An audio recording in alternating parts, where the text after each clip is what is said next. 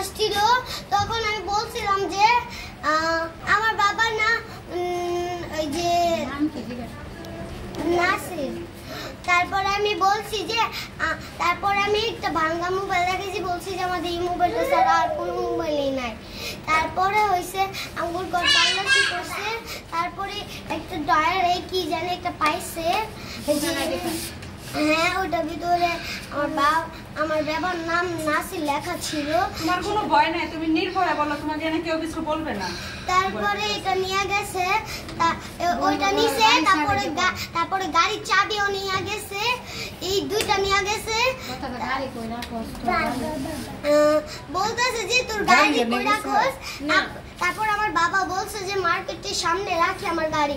তারপরে গাড়ির চাবিটা ওই যে পুলিশে বলছে যে গাড়ির চাবিটা নে, তোর গাড়ি দেখা।